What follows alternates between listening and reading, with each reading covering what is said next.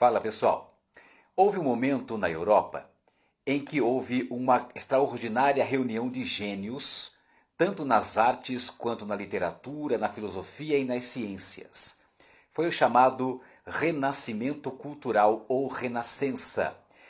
Esse movimento ocorreu na Europa no final da Idade Média e início da Idade Moderna, mais ou menos entre os anos 1400 e 1600. Nasceu na Itália, em cidades comercialmente ricas como Florença, Pisa, Veneza, Gênova e também em Roma, e depois se espalhou para outros países europeus. Esse momento é muito fascinante na história da Europa e do Ocidente. O Renascimento foi o resgate e a revalorização dos valores da cultura clássica greco-romana.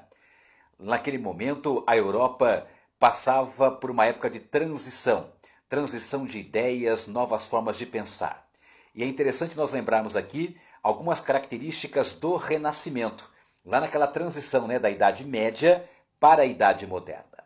O Renascimento, os artistas do Renascimento criticavam o poder da igreja, criticavam a mentalidade teocêntrica, criticavam o monopólio cultural do clero católico sobre a sociedade. Mas eles pregavam o quê? Os renascentistas pregavam essencialmente três coisas fundamentais que você deve anotar. Primeiro, o antropocentrismo, o homem no centro da sociedade, da interpretação do mundo.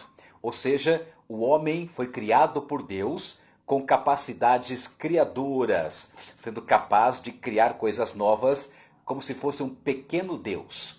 Segundo, o racionalismo, a capacidade racional do ser humano, do homem, em criar, em explorar, em experimentar, em inovar. E terceiro, como dissemos no começo, o humanismo, a revalorização da cultura clássica, da Grécia e Roma antigas nesse momento histórico. Portanto, o Renascimento ou Renascença é a transição da Idade Média para a Idade Moderna entre os séculos XIV e XVI, que marcou profundamente o comportamento e o pensamento do homem europeu naquele período. Alguns gênios do Renascimento italiano, por exemplo, foram Donatello, Rafael, Michelangelo, Leonardo da Vinci, e fora da Europa, Camões em Portugal, Cervantes na Espanha, Copérnico na Polônia e William Shakespeare na Inglaterra.